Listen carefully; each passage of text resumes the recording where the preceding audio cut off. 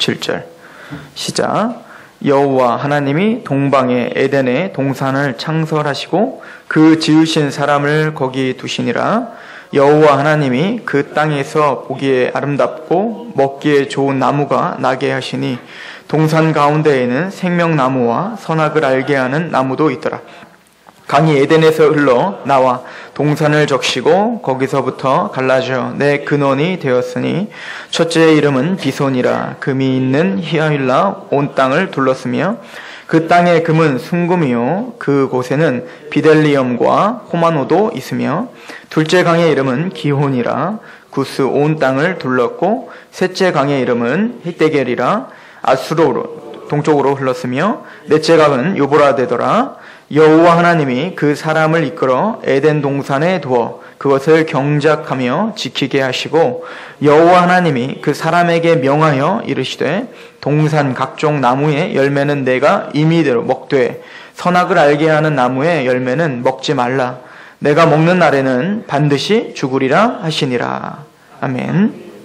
우리 잠시 기도합니다. 은혜롭고 자비롭고 노하기를 더디하신 하나님, 우리를 주님의 은혜와 그 자비 안에 불러주셔서 구원시켜 주시고 그 구속의 은혜로 하나님을 찬양케 하심에 감사합니다. 구원받은 하나님의 백성들이 주의 존전에 모여 하나님을 찬양하고 주의 말씀 앞에 겸손히 서 있습니다. 하나님의 이 귀한 시간 우리의 말씀, 하나님의 말씀을 들을 수 있는 귀를 열어주시고 전하는 하나님의 사람이 아버지여 겸손케 될 수 있도록 이 시간 주장하여 주옵소서. 예수 그리스도의 이름으로 감사하며 기도하옵나이다. 아멘.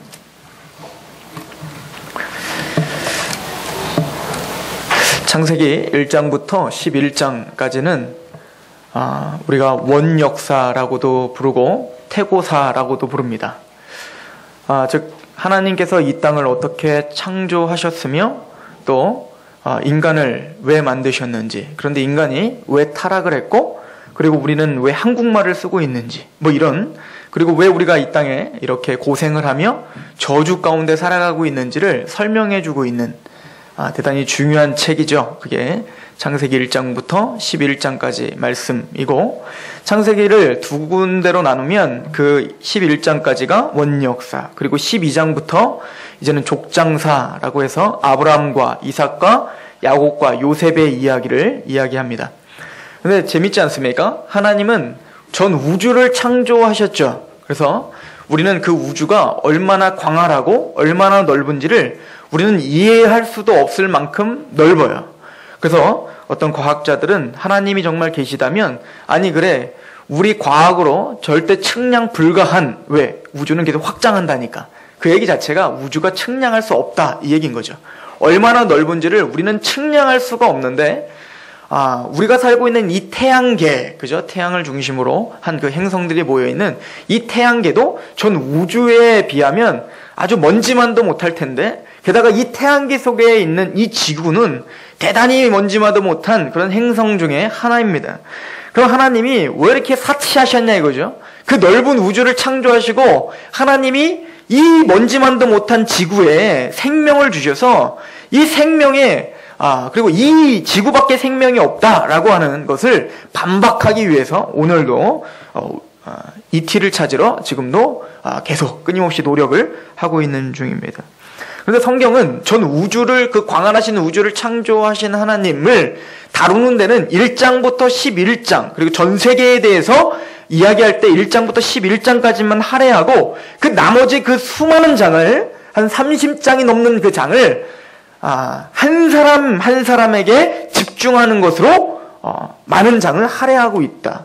어찌 보면 하나님이 지금 관심을 갖는 것은 저 광활한 우주가 아니라 바로 한 사람 아브라함, 한 사람 이삭, 한 사람 야곱, 한 사람 요셉에게 관심이 있는 것처럼 전 세계, 전 우주를 창조하신 하나님이 오늘 먼지만도 못한 바로 여러분을 관심을 갖고 여러분들을 구원시키며 여러분들을 어떻게 해서 하나님의 자녀로 만드실지에 대한 그 관심이 있음을 우리는 성경을 통해서도 이미 발견하죠.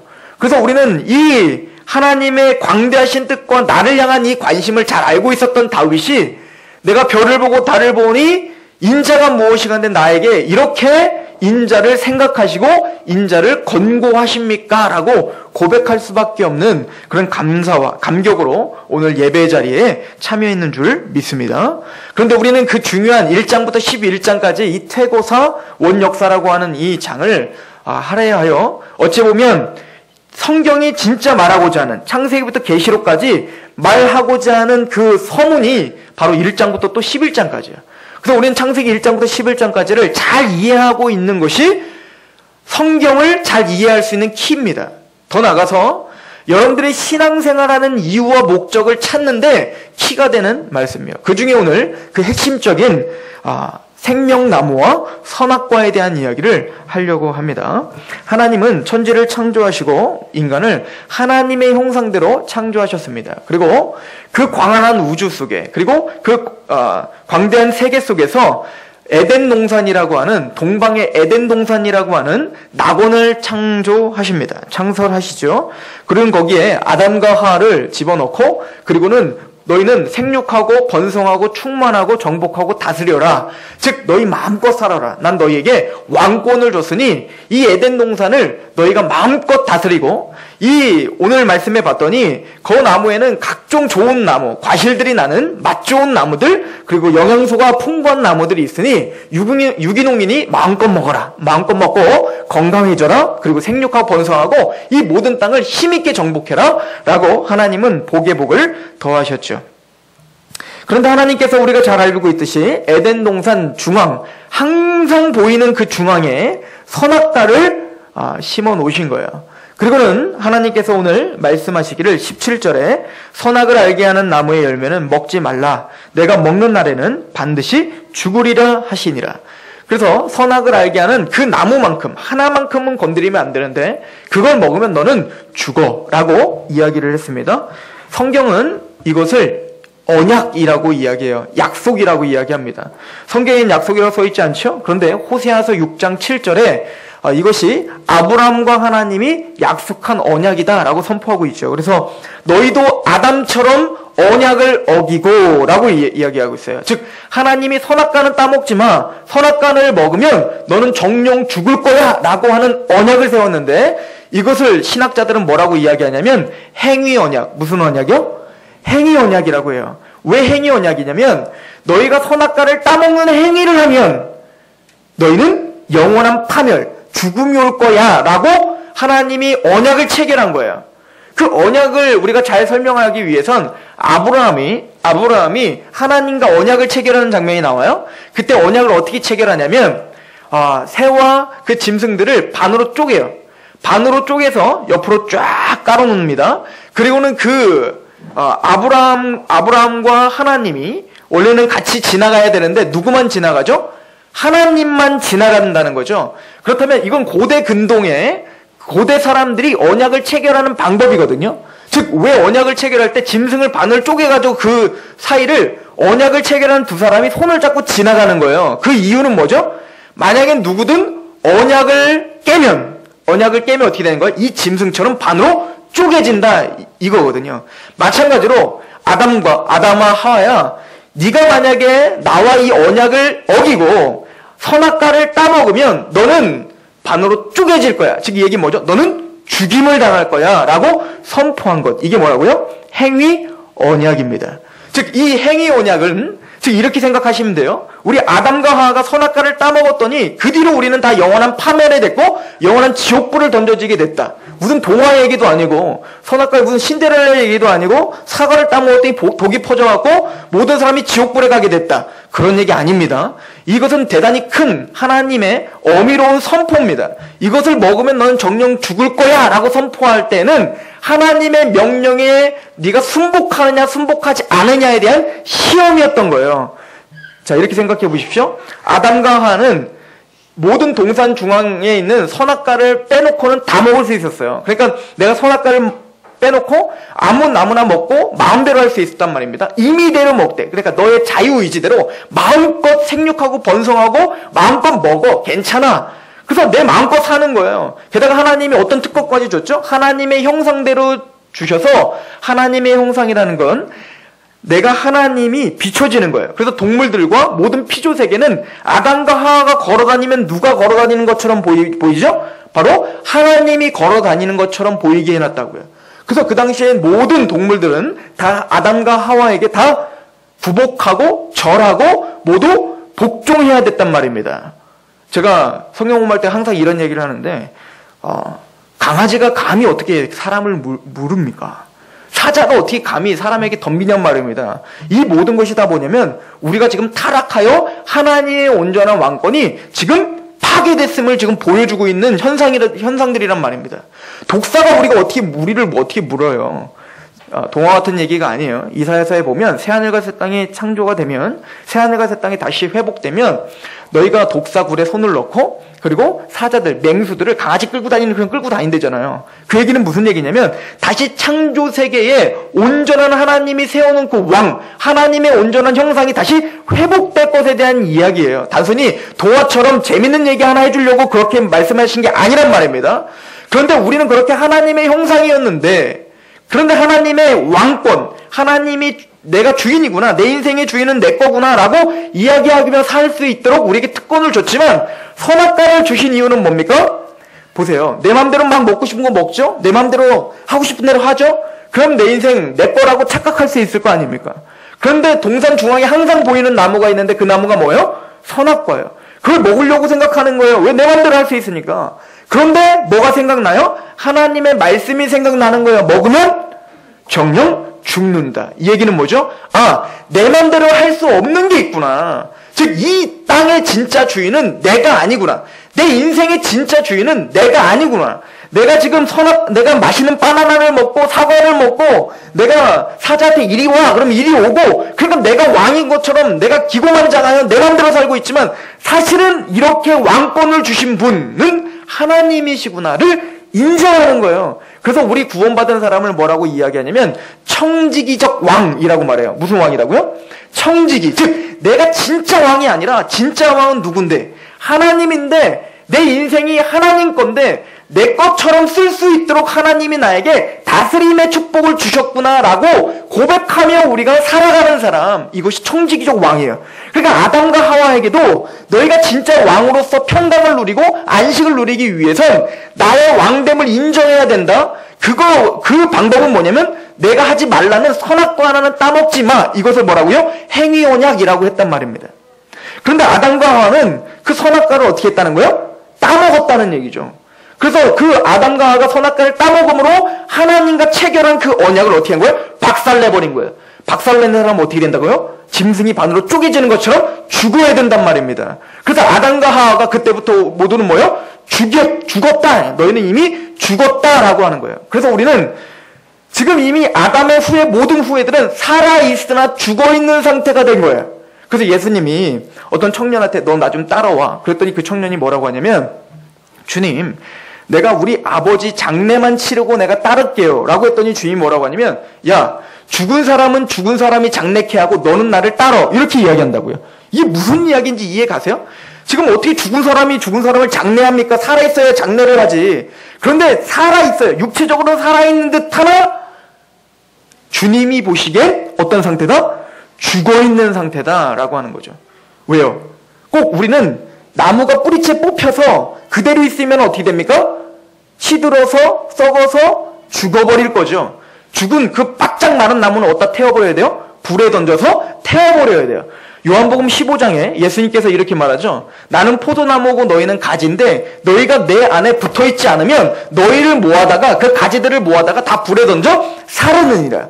무슨 얘기인지 이해 가십니까?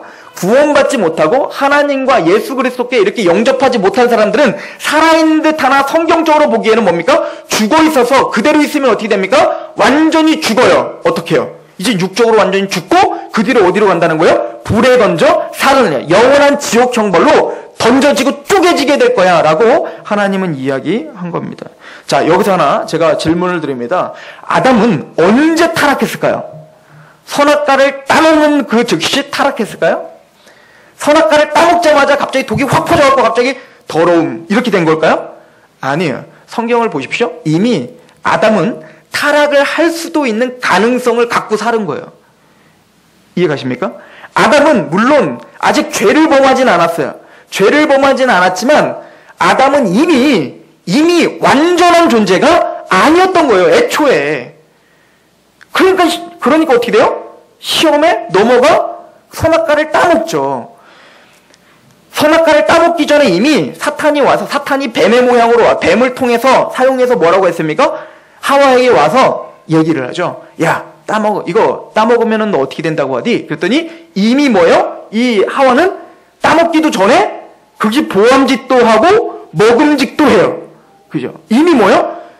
안목의 정욕이 발동하기 시작하는 거예요. 뭔가 이걸 따먹으면 굉장히 맛있을 것 같은 거예요.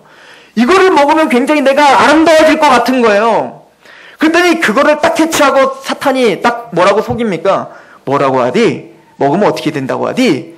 그랬더니 이 하와가 뭐라고 하죠? 먹으면 죽을까 하노라 라고 하죠. 이 얘기는 뭐예요? 분명히 하나님 뭐라고 했습니까? 죽는다 라고 했는데 하와는 뭐라고 합니까? 죽을까 하노라. 무슨 얘기죠? 하나님의 말씀을 왜곡하기 시작하죠. 그러니까 따먹을 때 독이 확 퍼진 게 아니고 이미 사탄이 미혹할 때 이미 어떻게 하고 있는 거예요? 지금 넘어가고 죄를 마음속에서 이미 짓고 있고 그 죄가 밖으로 돌처럼 따서 먹는 거예요. 이 얘기는 아담과 하와는 이미 완성된, 거룩한 완성된 존재가 아니었다는 얘기예요. 그러면 하나님은 이 아담과 하와가 선악과를 따먹을 걸 알았을까요? 몰랐을까요? 이게 우리 항상 고민 아니에요? 하나님은 왜 선악과를 심어놓고, 그래, 선악과를 왜 심어놓고 도대체 왜 시험하는 거야? 따먹을 거 알았을 거 아니에요? 전지하시니까. 그럼 선악과 치워버리든지, 아니면 선악과를 꾸준히 만들고 싶으면 거기다가 천사들 보고 경계근무 세우고, 막 먹으려고 하면 가까이 오면 쏜다. 막 이래갖고 도저히 못 먹게 막 철두철미하게 해놓고 그렇게 타락 안 하게 해놓으셨으면 좋겠는데 하나님은 선악과를 보란듯이 거기다가 얻다가 따먹으라고 꼭 동산 중앙에다 딱 심어놓고 항상 막 불안하게 만드는 거예요. 먹고 싶어 죽게. 그리고는 마침내 따먹으니까 잘됐다 싶어서 지옥에 던져버리고. 하나님 왜 그러시는 겁니까 도대체? 거기에는 여러 가지 대답할 이유가 있는데 첫 번째는 하나님은 우리 인간을 창조하시되 하나님의 형상, 즉 인격자로 창조하셨다는 것을 우리에게 보여주고 싶은 거예요. 하나님 생각해 보세요. 하나님은 여러분들에게 찬양 받으실 때 이렇게 어렵게 할 필요 없어요. 교회 나오십시오. 예수님 믿으십시오. 싫은데 너나 믿어.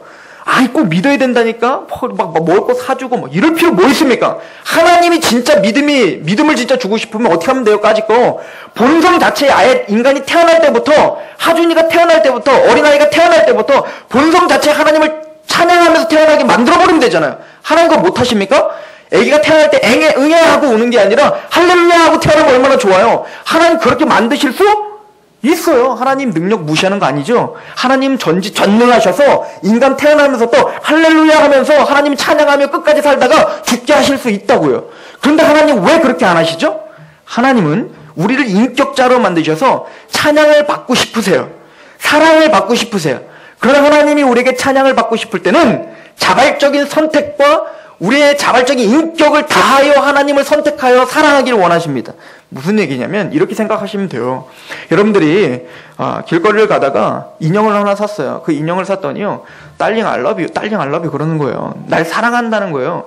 근데 그 인형을 보고 제가 만약에 그 인형 보고 막 감격으로 눈물을 흘리고 막 제가 막 좋아 죽겠다고 그러면 여러분들 소개를 하는 거예요. 제 여자친구입니다. 얘가 날 사랑한대요. 그럼 막 눈물을 흘려요. 그럼 여러분들은 한 열댓 명이 저를 딱 잡아오고 어딜 데리고 가야 돼요? 정신병원으로 데려가야 돼요. 지금 무슨 얘기냐면 이 기계와 사람은 사랑할 수 있는 게 아니에요. 지금 뭡니까? 인격자들만 사랑이라는 걸 한단 말이에요. 그런데 어린은 이걸 깨닫지 못해요. 우리 하준이가 요즘에 저희 아내가 땅을 치며 후회하고 있지 않습니까? 뭘 하나를 다운받아줬어요. 앱을 다운받아줬는데 고양이, 말하는 고양이 있잖아요. 그걸 고양이 했더니 맨날 고양이 만나고 싶다는 거예요. 그랬더니 막 고양이 앞에 두고 저한테도 뭘 주지도 않는 것이 갑자기 고양이한테 너 이거 먹을래? 요거 가질래? 계속 요러고 있어요. 그래서 엄마 얘가 나 따라해 막 요를 하고 있는 거예요. 그래서 막 사랑한다는 거예요. 얘 너무 좋다는 거예요.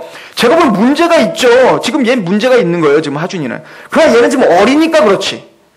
그러나 진짜 우리가 사랑을 한다면 인격 대 인격대로 우리는 사랑해야 돼요. 그래서 하나님은 선악과를 심어 놓으신 거예요. 난 너희를 기계처럼 내가 너희와 사랑하고 싶은 게 아니다. 전 인격을 다하여 나를 선택하고 전 인격, 성부, 성자, 성령 하나님이 그렇게 사랑하시는 것처럼 내가 너희들만큼은 나의 형상대로 지어서 모든 동물들은 사실은 본능적으로 하나님께 찬양하지만 너희들만큼은 너희의 선택과 너희의 자유의지를 다하여 나를 사랑하는 진짜 사랑하고 싶어. 이것이 선악과의 의미였단 말이에요. 성경은 우리에게 힌트를 줍니다. 이 이야기는 우리에게 대단히 큰 의미가 있어요. 자, 제가 이제부터 이 선악과와 생명나무를 통해서 행위 언약과 은혜 언약이라는 것을 설명할 거예요. 자, 행위 언약은 뭐죠? 너 이거 내가 시키는 대로 하지 않으면 넌 죽어 라고 선포하는 게 행위 언약이에요. 그러나 또 반면에 은혜 언약이라는 게 있어요. 은혜 언약은 여러분들 창세기 3장 15장에 보면 이런 약속이 나오죠. 여자의 후손이 그 너의 후손, 즉 뱀의 후손의 머리를 밟을 거야 라고 하는 그 메시지가 나옵니다. 또 하나의 메시지는 뭐냐면 타락한 아담과 하와가 떠날 때 하나님이 무엇을 입혀서 보내죠? 가죽옷을 입혀서 보내요. 우리는 창세기 3장 15절을 뭐라고 하냐? 원시복음이라고 말해요. 무슨 복음이요? 원시복음. 성경에 나오는 첫 번째 복음이다 라고 이야기한단 말입니다. 즉 인간이 타락하자마자 하나님이 기다렸다는 듯이 뭘 선포한다고요? 복음이라는 걸 선포해요. 근데 이것이 뭐냐면 바로 은혜 언약이에요. 무슨 언약? 은혜 언약. 즉 뭐냐면 행위 언약으로는 구원받을 수 있다 없다? 없다는 것을 아담과 하와를 통해서 보여주는 거예요. 그리고는 너희들은 무엇을 통해서 밖에는 완성되고 구원받고 나의 자녀가 될 수밖에 없다? 은혜. 나의 은혜밖에는 너희가 구원받을 수 있는 길이 없어를 설명하기 위한 대단히 중요한 복음이란 말입니다. 왜 그러냐면 자, 아담과 하와가 에덴 동산에 있을 때에는 타락할 수도 있은 가능성이 있는 자였다고 말했어요. 즉 완벽한 자가 아니에요. 이해 가십니까? 즉 아담과 하와를 만드셨고 그때 완벽하고 물론 보시기 좋았어요. 하나님 보시기에는 좋았고 의로웠어요. 그러나 그거보다 더 보시기 좋은 완성된 상태가 있어요. 그 상태는 뭐냐면 선악과는 뭐였습니까? 시험을 받을 수도 있고 안 받을 수 있는 상태죠. 그러나 예수 그리스도를 통해서 구원시킬 새하늘과 새 땅이 와서 계시록에는 우리가 구원받아 완성된 모습을 보여줄 거 아닙니까? 이 에덴 동산이 다시 회복되는 모습을 계시록에 보여줘요. 처음 듣는 얘기처럼 듣고 계시는데 계시록 보세요.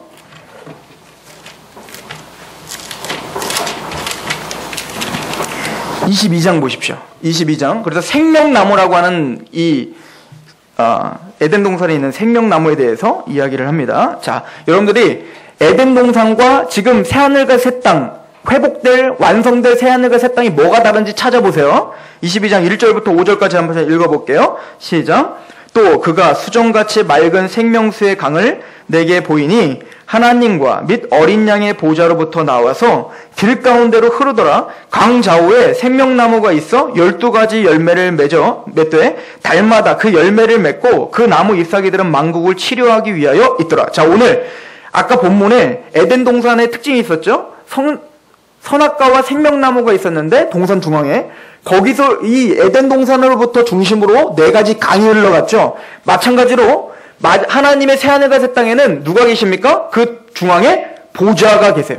하나님과 어린 양의 보좌가 있고 그 보좌로부터 흘러가는 뭐가 있어요? 생명수가 흘러가요. 그리고 그 사이드는 뭐가 심어져 있어요? 우리에게 영원한 생명을 줄 수 있는 생명나무가 있더라 라고 이야기했죠. 자, 더 읽습니다.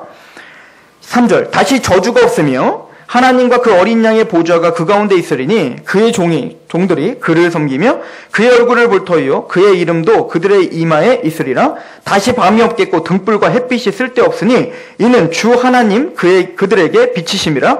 그들이 세세토록 왕노릇하리로다.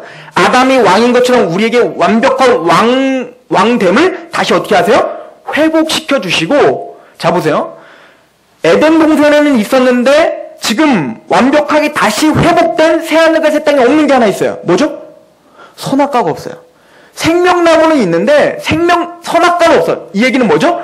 더 이상 타락할 수 있는 기회도 없어지는 거예요. 이제는 아담과 하와는 이것을 신학적으로는 가변적인 상태라고 하는데, 즉 무슨 얘기냐면 타락할 수도 있고 타락하지 않을 수도 있어, 이런 상태거든요. 그런데 지금 예수 그리스도로 말미암아 다시 회복되어 예수님이 재림 때에 우리가 지금 살아야 될 그 새하늘과 새 땅, 에덴 동산으로 돌아가는 게 아니고 에덴 동산보다 더 완벽하고 완전한 모습으로 돌아가는 거예요. 즉 우리도 아담, 타락하기 전에 아담의 모습으로 돌아가는 게 아니라 아담보다 더 완성되고 완벽한 모습. 누구의 모습이냐면 이건 예수 그리스도의 모습으로 우리가 완전히 변화되는 것. 이것을 주님은 최종적으로 목표를 정하고 계셨단 말입니다. 근데 아담은 선악과를 따먹음으로 어떻게 된 거예요? 실패한 거죠. 그런데 이제부터 성경이 기록되고 있는 것, 기록되고 있는 모든 것들은 바로 이 행위의 언약 속에 있는 사람들, 행위의 언약 속에 있는 사람들이 어떻게 실패하는지를 보여주고 있는 책이 이제 성경인 거예요. 예를 들어볼까요? 이스라엘 백성들이 광야에 갔습니다. 하나님이 하나님의 은혜로 홍해를 가르고 광야로 가서 제일 먼저 뭘 주시냐면 율법이라는 걸 주신단 말이에요.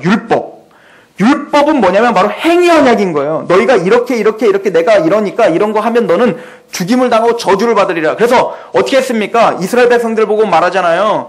그리심산과 에발산을 보면서, 그리심산 즉 축복의 산과 에발산 저주의 산을 보면서 하나님의 말씀을 어기는 자, 그게 뭡니까? 에발산처럼 저주를 받을 것입니다. 너희 앞에는 복과 저주가 있다. 그러니까 너희 스스로 선택하고 너희가 알아서 살아.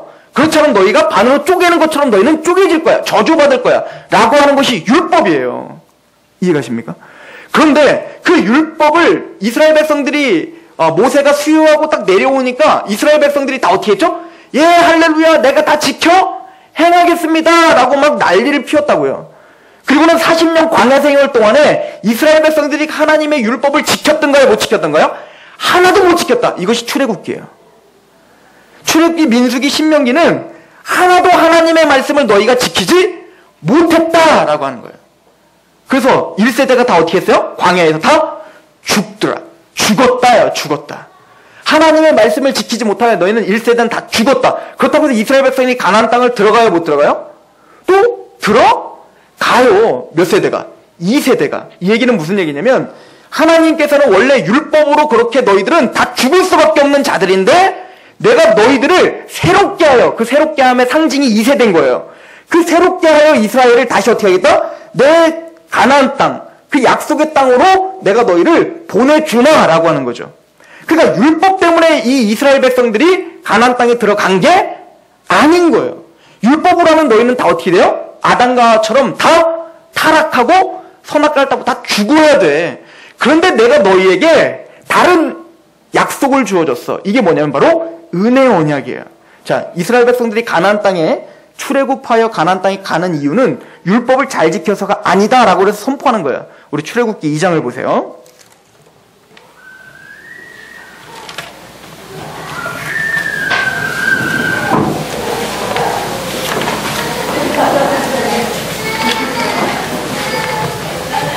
출애굽기 2장 23절부터 봅니다. 여러 해 후에 애굽 왕은 죽었고 이스라엘 자손은 고된 노동으로 말미암아 탄식하며 부르짖으니 그 고된 노동으로 말미암아 부르짖는 소리가 하나님께 상달된지라 하나님이 그들의 고통 소리를 들으시고 하나님이 아브라함과 이삭과 야곱에게 세운 그의 언약을 어떻게 하셨어요? 기억하사. 이스라엘 백성들이 뭔가 잘한 게 아니에요. 뭔가 깨끗해서가 아니라 아브라함과 이삭과 야곱에게 한 약속을 기억하사 하나님이 어떻게 하셨다는 거 25절 하나님이 이스라엘 자손을 돌보시고 하나님이 그들을 기억하셨더라 라고 해서 모세를 통하여 출애굽을 시키는 거예요. 이스라엘이 뭔가 깨끗하고 잘해서가 아니라고 이야기하고 있는 겁니다.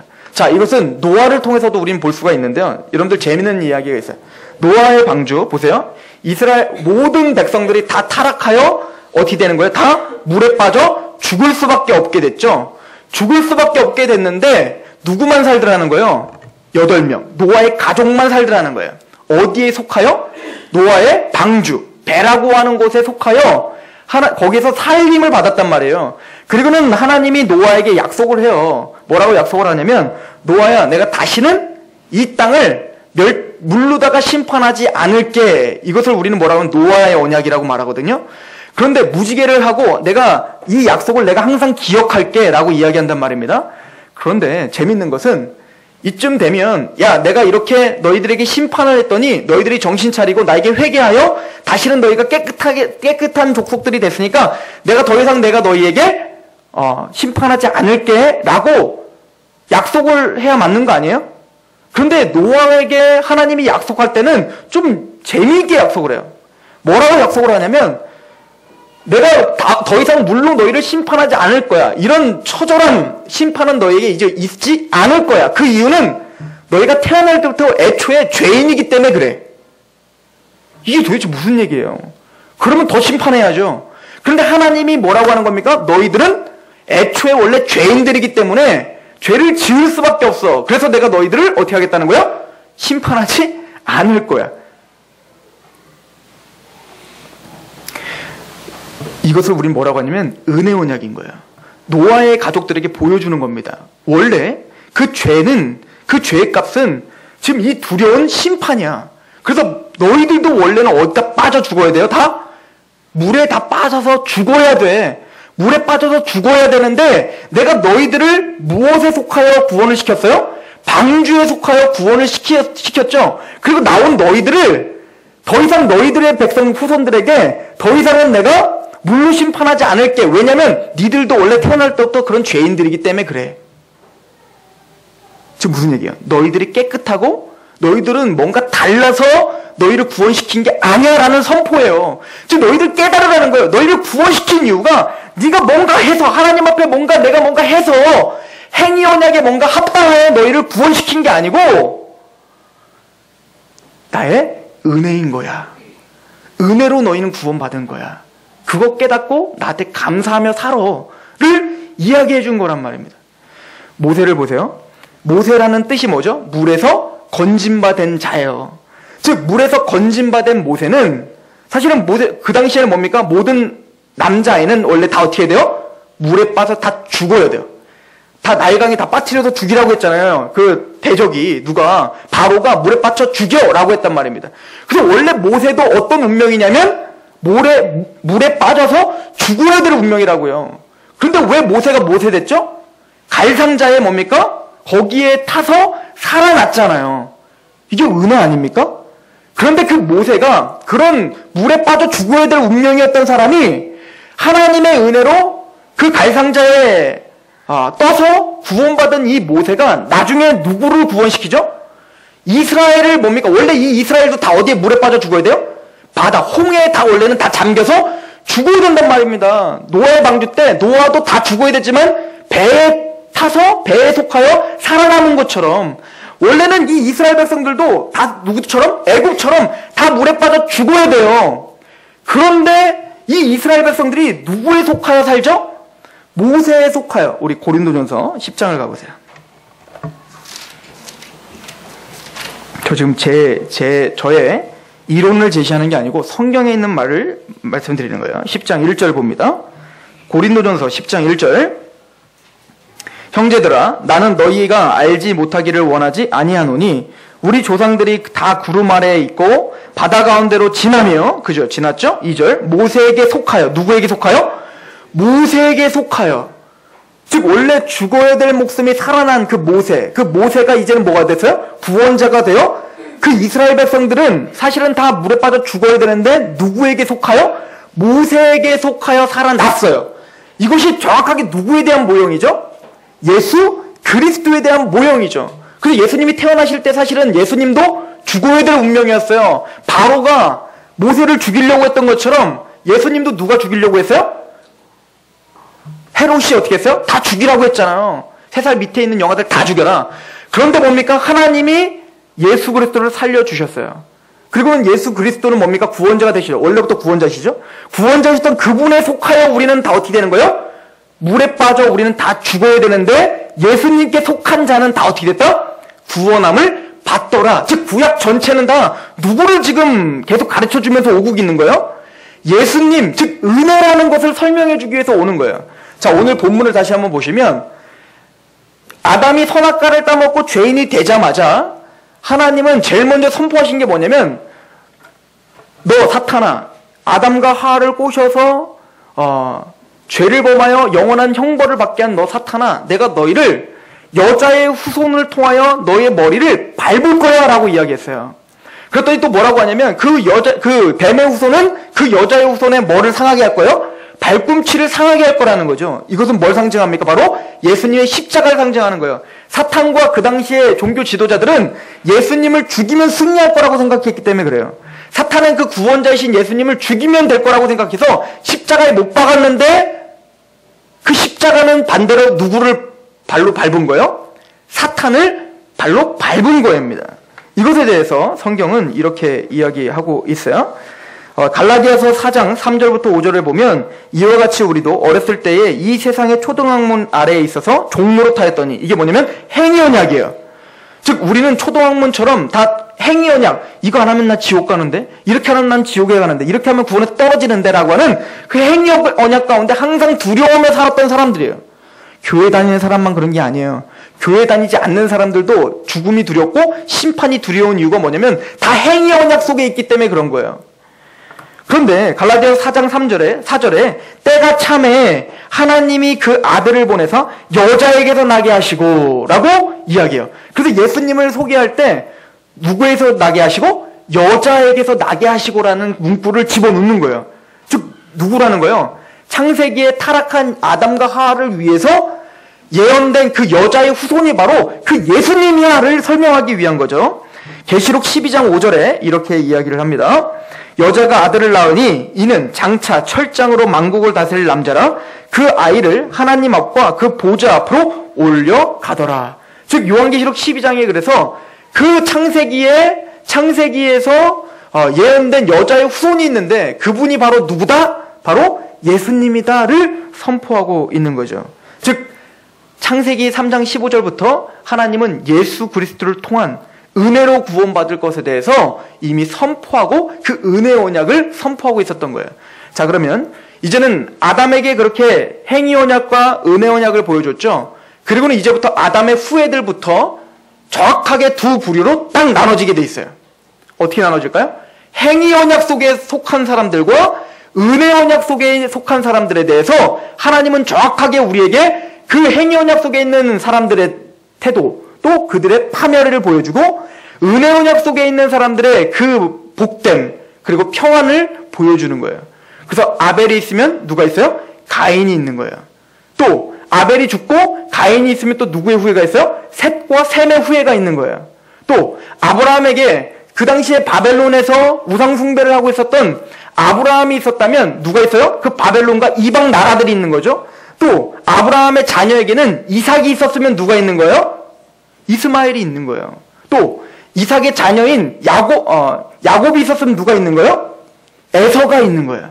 즉 행연약 속에서 살아가고 있는 자가 얼마나 두려운 가운데 스스로 살아가려고 몸부림을 치다가 멸망하는지를 보여주고 하나님의 은혜를 발견하고 그 은혜, 예수 그리스도와 그 복음을 발견하여 그 감격 속에서 살아가는 사람이 얼마나 복되고 나중에는 그 완성된 구원을 이루는지를 보여주고 있는 책이 바로 성경이라고 이야기하고 있는 겁니다. 오늘 말씀 본문을 다시 한번 가보시길 소망합니다. 우리 창세기를 다시 한번 가보세요.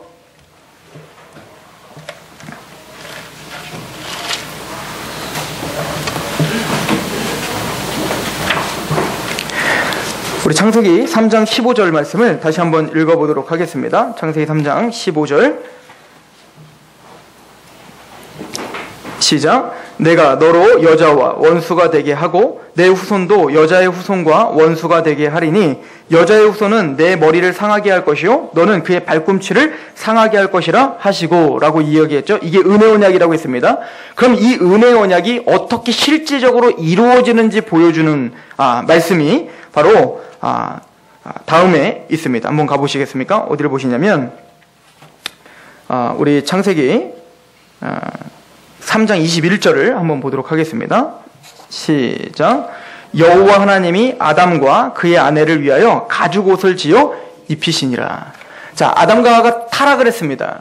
타락을 하고 제일 먼저 했던 게 뭐냐면 아랫도리를 만들어 해입어서 어떻게 하는 거죠? 자기의 수치를 가리는 거예요. 그래서 무화과 나뭇잎으로 자기의 수치를 가리는 건데, 즉 그 무화과 나뭇잎은 어떠죠? 조금 있으면 시들어서 없어질 거란 말입니다. 즉 인간이 자기의 죄, 자기의 모든 죄를 가리기 위한 모든 노력들이 바로 무화과 나무잎인 거예요.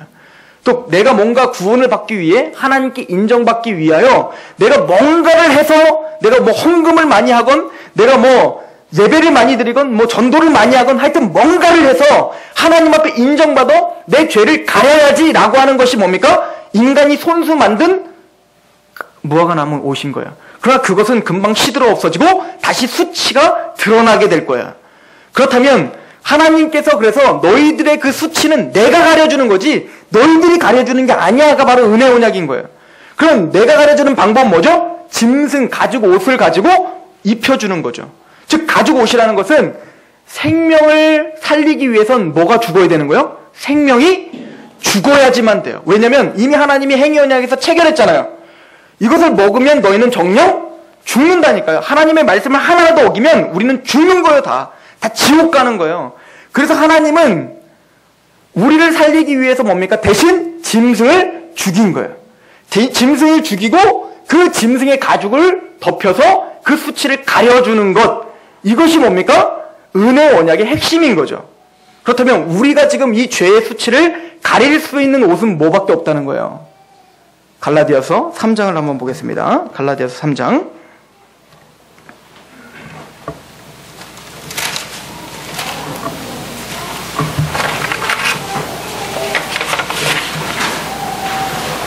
26절입니다. 갈라디아서 3장 26절.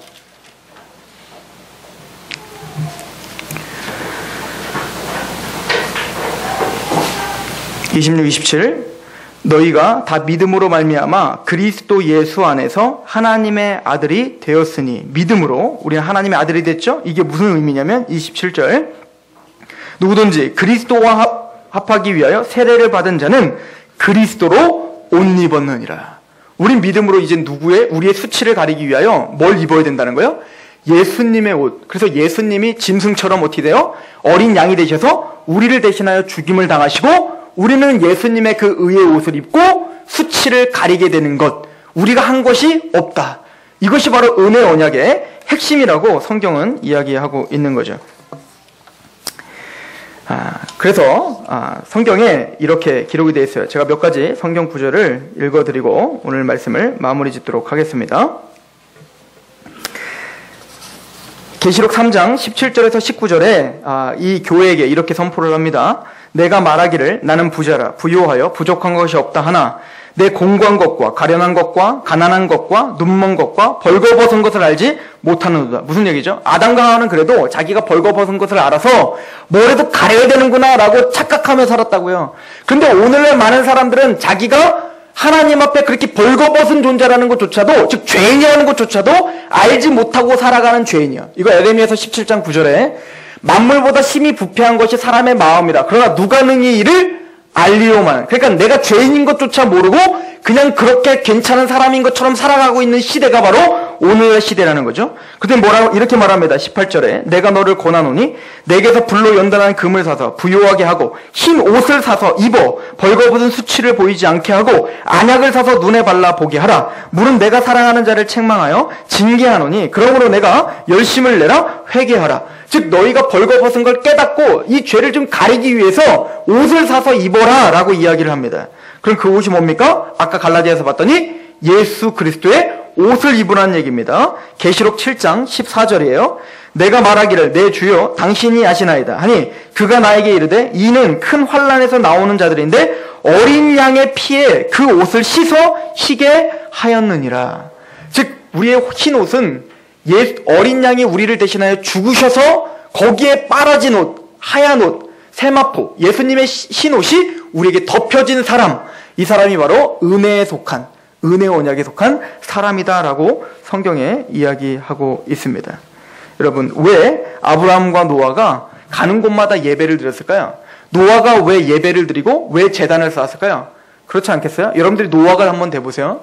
노아도 원래 그 바다에서 그 홍수 그 물에 빠져서 죽어야 될 사람이에요. 성경에 창세기 6장에 노아를 구원시키되 당대 의인이요 완전한 자라라고 표현하고 있지만 성경 그 윗절에 노아는 은혜를 입었더라라고 이야기하고 있단 말입니다. 즉 하나님의 은혜가 없었다면 노아도 모든 사람처럼 똑같이 다 빠져 죽어야 될 운명이었다고요. 그런데 자기를 구원시켜 주신 하나님의 은혜 가운데 노아의 방주를 통해 살아났단 말입니다. 그럴 때 얼마나 하나님이 두려웠겠으며 또 얼마나 하나님의 은혜가 감사했겠습니까? 그래서 노아는 어떻게 했어요? 하나님 앞에 나가 제단을 쌓고 예배를 드리게 됐습니다. 여러분들이 예배를 드리는 이유가 무엇입니까? 그러므로 이제는 너희의 몸을 산 제물로 드려라. 우리가 왜 하나님을 위해서 살아야 됩니까? 단순히 천국 가기 위해서? 아니면 상급 받기 위해서? 아니죠. 구원받는 그 감격과 감사가 너무 커서, 너무 고마워서 그 사랑에 감격하여 오늘도 예배를 드리고 우리의 삶 속에서 하나님께 충성을 다하는 저와 여러분들이 되길 소망합니다. 기도하겠습니다.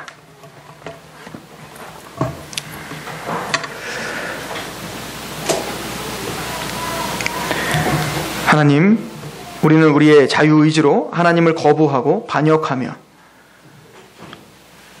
나의 이기적인 욕망함을 채우려고 내달리다가 영원한 지옥 형벌로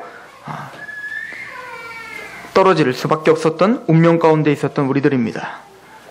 예수 그리스도의 처절한 십자가의 죽으심, 그 몸의 찢기심으로 말미암아 우리가 구원함을 받았고, 그러므로 이제 예수 그리스도 안에 있는 자에겐 결코 정죄함이 없다라고 하는 그 언약과 선포를 받은 자가 되었습니다. 주님, 우리가 그 감사와 감격에 젖어 하나님을 찬양하게 하여 주옵소서.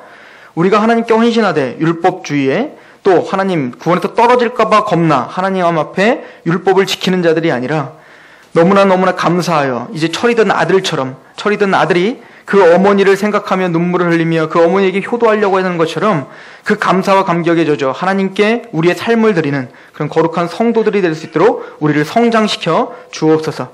그렇게 역사하실 하나님을 기대합니다. 예수 그리스도의 이름으로 감사하며 기도하옵나이다. 아멘. 우리 하나님 앞에 우리 찬양합니다.